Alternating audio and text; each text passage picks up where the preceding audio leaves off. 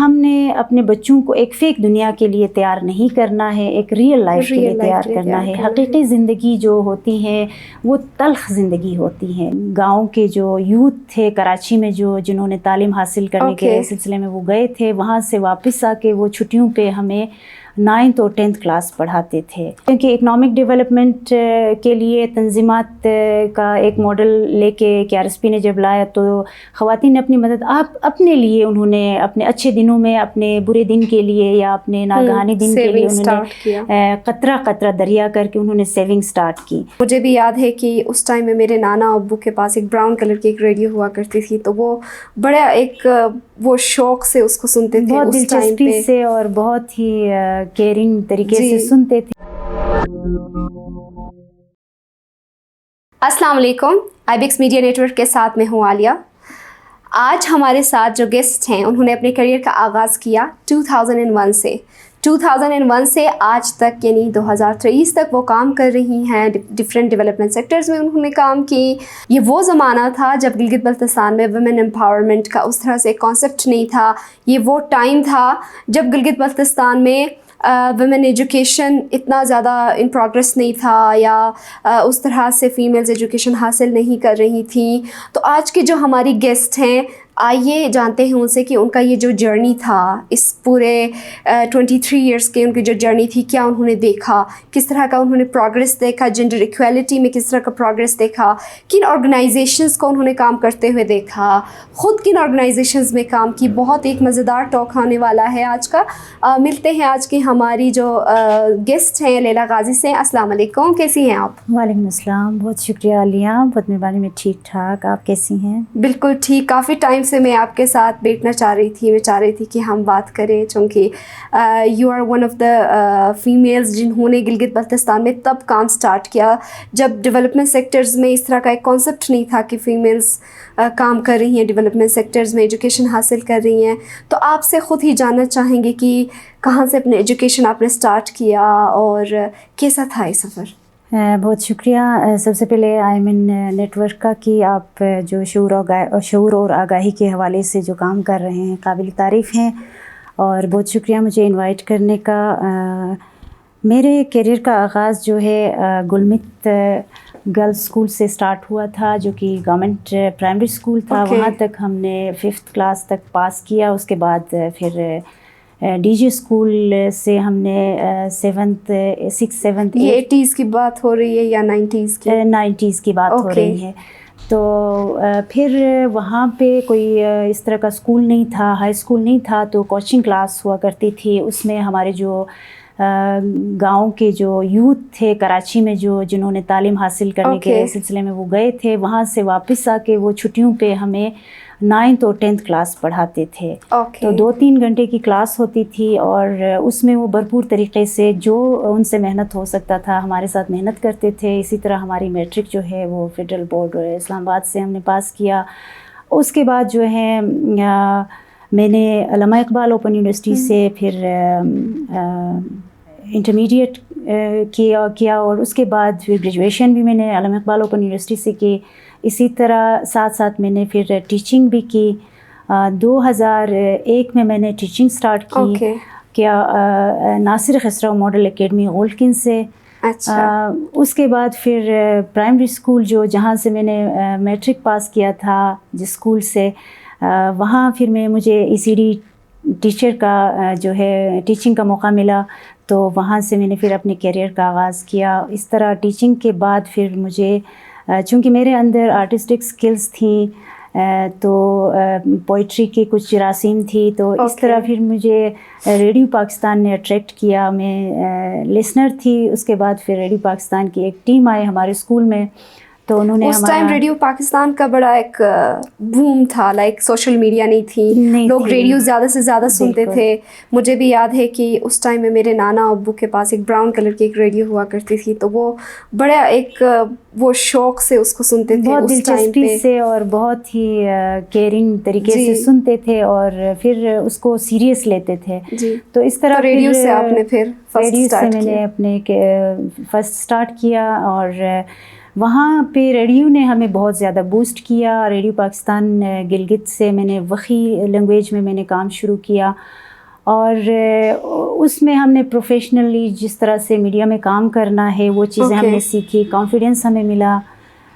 اسی طرح پھر ساتھ ساتھ میں نے اپنی پڑھائی جاری رکھی, اور پھر مجھے PND ڈپارٹمنٹ کے ایک پروجیکٹ میں موقع ملا. میں نے وہاں کام کیا چونکہ میرے اندر جو ہینڈی کرافٹ اسکل تھی اس کی بنیاد پہ میں نے ہینڈی کرافٹ پروجیکٹ ڈیولپمنٹ کے ایک اس میں کام کیا, جس میں ہوم بیسڈ خواتین کو ہنرمند بنانے کے لیے, اور پھر ان کے گھر کی دہلیز پر ان کو ٹریننگ دینے, اور پھر ان کے جو اسکل ہے اس کو یعنی مارکیٹیبل پروڈکٹ کی پروڈکشن کے قابل بنانے کے لیے اس طرح کی کام ہو رہی تھی. تو میں نے اس میں حصہ لیا. تو اس میں پھر مجھے موقع ملا کہ میں نے گلگت کے جتنے بھی ڈسٹرکٹس ہیں وہاں جانے کا موقع ملا. میرا کام تھا سپروائز کرنا. ایز اے سپروائزر جو ہے میں بلتستان میں بھی میں نے کام کیا, استور میں بھی میں نے کام کیا, دیامر میں بھی میں نے کام کیا. تو مختلف جو علاقائی جو ہینڈی کرافٹس تھیں ان کو موڈیفائی کر کے جس طرح کاڑوں نے ہنزا میں کام کیا تھا اس کو گورنمنٹ لیول پہ ہم نے امپلیمنٹ کرنے کی کوشش کی. یعنی اس سے پہلے کاڑو آلریڈی اس چیز پہ کام کر رہی تھی لیکن گورنمنٹ سیکٹر میں نہیں تھا. تو اس پہ میں نے کام کیا خواتین کے ساتھ, اور پھر جو آرٹیزنس تھے ان کے ساتھ ہم نے کام کیا. ان کے جو علاقائی سکلز ہیں ان کو پروموٹ کرنے پہ ہم نے کام کیا. اس کے بعد جو ہے میں نے ساتھ ساتھ اپنی پڑھائی جاری رکھی, اور اسی طرح جو ہے مجھے ابھی اس وقت میں GBRSP کے ساتھ کام کر رہی ہوں, اور کمیونٹی ڈیولپمنٹ سیکٹر میں ہم کام کر رہے ہیں. لیلا آپا 23 ایئرس کا آپ کا ایکسپیرینس رہا, ڈفرینٹ ڈیولپمنٹ سیکٹرز میں آپ نے کام کرتی, آپ نے ڈفرینٹ خواتین کو کام کرتے ہوئے دیکھا, ڈفرینٹ آرگنائزیشنز کو خواتین کے لیے کام کرتے ہوئے دیکھا. کیا آپ دیکھتی ہیں کہ اس ٹائم سے اور ابھی کس طرح کا اس ٹائم مشکلات تھے آپ لوگوں کے لیے؟ کون سے آرگنائزیشنز اس ٹائم کام کرتے تھے خواتین کو اپلفٹ کرنے کے لیے؟ اس وقت کے حساب سے ہمیں ٹیچنگ کے علاوہ کوئی اس طرح کا شعبہ نظر نہیں آتا تھا کہ خواتین کے لیے سوٹیبل ہیں. زیادہ تر یہ بات کی جاتی تھی کہ خواتین کے لیے یہ ٹیچنگ ہی بہتر ہے. لیکن پھر ہم نے دیکھا کہ ایک ARSP کی خواتین نے آ کے تنظیمات بنانا شروع کیے, اور خواتین کو آرگنائز کیا, اور پھر تنظیم میں ایک مینیجر اور پھر ایک پریزیڈنٹ کا ایک ماڈل انہوں نے لایا. تو اس میں پھر ہمیں پتہ چلا کہ خاتون جو ہے وہ ایز اے مینیجر بھی کام کر سکتی ہیں اور ایز اے پریزیڈنٹ بھی کام کر سکتی ہیں. تو اس زمانے میں اتنا اویئرنیس نہیں تھا اور کانفیڈنس لیول اتنی نہیں تھی کہ خواتین جو ہے وہ آسانی سے کسی شعبے میں جا کے اس طرح میڈیا کا اس طرح رول نہیں تھا. ریڈیو پاکستان سے ہم صرف خبریں سنتے تھے اور تھوڑی بہت جو ہے موسیقی کے پروگرامز ہوتے تھے اور سائنس کا کوئی پروگرام ہوتا تھا تو سائنس کی دنیا کے نام سے, تو وہ چیزیں ہم سنتے تھے. اس کے علاوہ کوئی ایسا سورس نہیں تھا کہ ہمیں انفارمیشن ملے کہ ہاں اخبار جہاں ہم پڑھتے تھے اس سے تھوڑا بہت ہمیں پتہ چلتا تھا کہ خواتین جو ہے وہ کسی شعبے میں کام کرتے ہیں. تو اتنا اویئرنیس نہیں تھا جتنا آج جو ہے ہم دیکھ رہے ہیں کہ ہمارے یوتھ جو ہے مختلف سوشل میڈیا کے پلیٹ فارم سے یا پھر دوسرے جو ڈفرینٹ آرگنائزیشنز ہیں ان پلیٹ فارم پہ جا کے اپنے مختلف شعبوں پہ اس کے ساتھ وہ منسلک ہوتے ہیں اور اپنے اسکل کو بیلڈ کرتے ہیں. اس زمانے میں یہ تھا کہ ایک ہمارے دور میں ووکیشنل کا زیادہ وہ تھا. خود میں جو ہے سلائی کڑھائی میں بہت دلچسپی رکھتی تھی, مجھے بہت شوق تھا. اور اس طرح جو ہے ہمیں صرف اتنا پتہ تھا کہ ہم نے سلائی کڑھائی کرنی ہے, ٹیچنگ کرنی ہے یا پھر ایک ARSP میں جانا ہے. تو اس وقت سے لے کے اب تک تو کافی ڈیولپمنٹ ہوئی ہے. اس وقت خواتین کے لیے اتنا ایکسپوجر بھی نہیں تھا کہ یونیورسٹی تک جائیں. جب سے گلگت میں یونیورسٹی بنی اس کے بعد جو ہے خواتین کا آؤٹ سائڈ جو ہے نکلنا اور ایک اچھے انداز میں کانفیڈنس کے ساتھ نکلنا. مجھے خود یاد ہے کہ جب میں 2003 میں گلگت آئی تھی, گلگت سٹی آئی تھی, تو روڈ پہ نکل کے کہیں جانے کے لیے نا ایک اکیلی خاتون کو بہت مشکل سے ایکسیپٹ کیا جاتا تھا، بلکہ یہ ہوتا تھا کہ اگر وہ روڈ پہ ہیں تو وہ جہاں تک آپ کے حد نگاہ جو ہے وہ ختم ہونے تک نہ اس کو گھورتے رہتے تھے. تو میں نے جب ریڈیو جوائن کیا تو وہاں بھی بہت سارے مشکلات تھے. مطلب ایسا تھا کہ جیسے کہ خواتین جو کا آنا جو ہے بہت ایک معیوب سا ہے، اور یہ پتہ نہیں کوئی مجرم ٹائپ کے ہیں، اس طرح کا ایک وہ تصور دیتے تھے. تو لیکن پھر ہم نے، چونکہ ہم علمی سوچ سے نکلے تھے اپنے گھروں سے، اور ہمارے فیملی ہمیں اسی طرح سے سپورٹ کرتے تھے کہ آپ لوگوں نے علم کے لیے نکلنا ہے اور علمی ماحول میں آپ نے اپنے آپ کو فٹ کرنا ہے، اور جو ہے نا کانفیڈنس کے ساتھ آگے بڑھنا ہے، اپنی تعلیم کو مکمل کرنا ہے.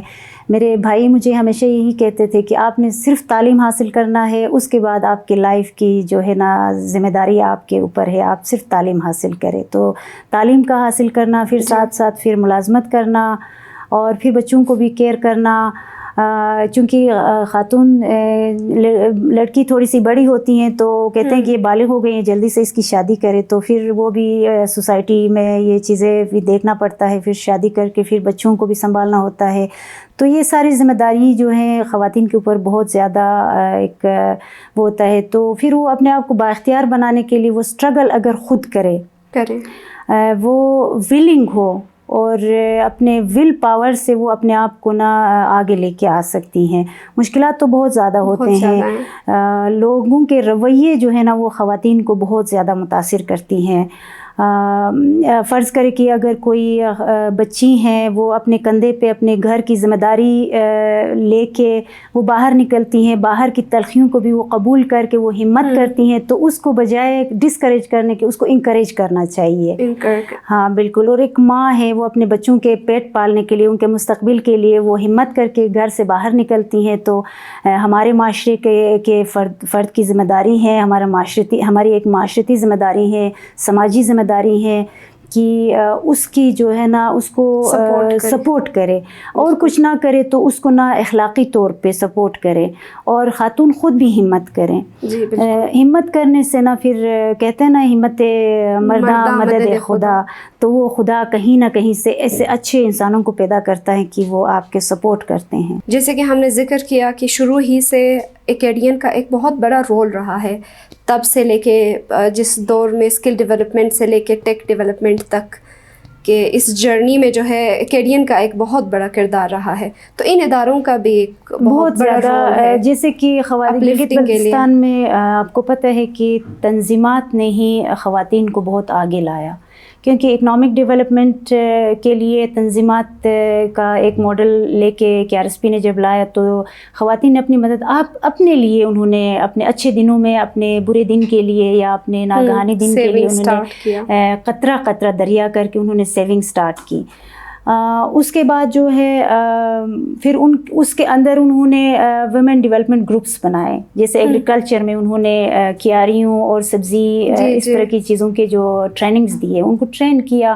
تو انہوں نے سیکھا کہ اچھے فصل کی پیداوار کیسے کی جاتی ہیں، اور اسی طرح مرغبانی کی ٹریننگ دی.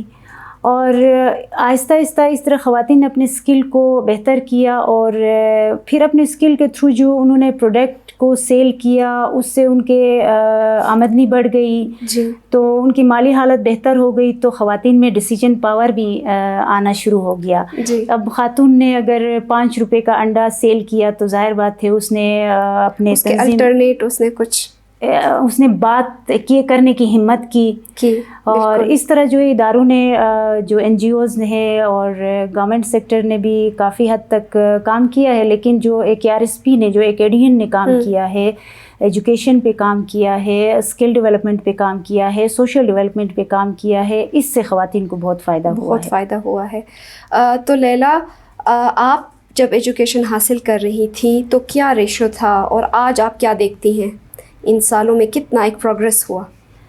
اس زمانے میں ایک کلاس میں ہوتے تھے کوئی 18 یا 20 بچے ہوتے تھے. ان میں سے بھی آپ جیسی گنی چونی نکلتی تھی ان جو میں اس سفر کو آج تک کنٹینیو کر سکے؟ 5th تک نہ پہنچتے پہنچتے وہ کوئی 15 تک رہ جاتے تھے، پھر 8 تک پہنچتے پہنچتے وہ 10-12 تک ہوتے تھے، تو میٹرک تک پہنچتے پہنچتے وہ کوئی 4 یا 5، پھر وہ کچھ فیل ہوتے تھے، اس طرح ہوتے ہوتے پھر ماسٹرز لیول تک نہ بہت کم. یہ تو ایک بہت اسپیسیفک ایریا کی بات ہو رہی ہے، آل اوور گلگت بلتستان میں دیکھیں تو وہ اور بھی کم تھا.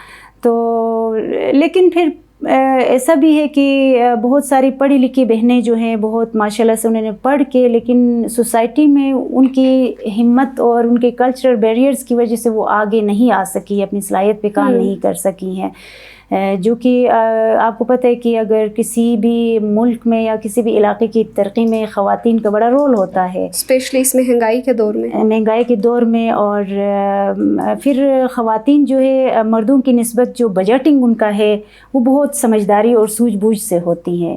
ممکن ہے کہ بہت ساری خواتین ایسے نہیں بھی کر سکتی ہوں، لیکن بہت ساری خواتین میں جو ایک بجٹ کا طریقہ کار ہے وہ بہت زیادہ دور رس سوچ سمجھ کے ساتھ وہ چیزیں کرتی ہیں، کفایت شعاری میں، اور کہاں پہ پہلے خرچ کرنا ہے، کہاں پہ بعد میں خرچ کرنا ہے، کہاں امپورٹنٹ ہے، کہاں امپورٹنٹ نہیں ہے. ان چیزوں پہ زیادہ تر خواتین کا ایک وہ رہتا ہے. تو اس زمانے میں دیکھیں تو ہر گھر سے نہ کوئی ایسا بچہ یا بچی نہیں ہے کہ وہ تعلیم سے منسلک نہ ہو یا تعلیمی ادارے کا حصہ نہ ہو. لیکن آج کے دور میں ان کے لیے اپورچونیٹیز بھی بہت زیادہ ہے. صرف یہ ہے کہ ہم نے اپنے بچوں کو ایک فیک دنیا کے لیے تیار نہیں کرنا ہے، ایک ریئل لائف کے لیے تیار کرنا ہے. حقیقی زندگی جو ہوتی ہے وہ تلخ زندگی ہوتی ہے، وہ اس طرح ایک خیالی یا ہوائی زندگی نہیں ہوتی ہے. تو ہم نے اپنے بچوں کو نا اس طرح سے تربیت کرنی ہے کہ اس طرح سے ان کی ٹریننگ کرنی ہے کہ وہ تلخی کو بھی برداشت کرنے کے قابل ہوں. جی بالکل. اگر ہم اپنے بچوں کو بہت حساس بنائیں گے تو آنے والی لائف میں نہ پیرنٹس ان کے ساتھ ہوں گے، وہ خود اپنی زندگی اور اپنے مسائل کے ساتھ ہوں گے. تو وہ اس قابل ہوں کہ وہ اس وقت اس زمانے کا خود کو ریڈی کرے، خود کو تیار کرے، اس کا مقابلہ کرنے کے لیے اپنے آپ کو تیار کرے. چونکہ لیلا آپ کا ایک طویل آپ اسٹرگل کرتی رہی، محنت کرتی رہی، اور اس ٹائم سے اس ٹائم تک آپ جو ہے اپنے کیریئر پہ، اپنے گھر بنانے میں بہت آپ نے ایک کہتے ہیں نا زندگی جو ہے وہ آپ کو سبق دیتی ہیں.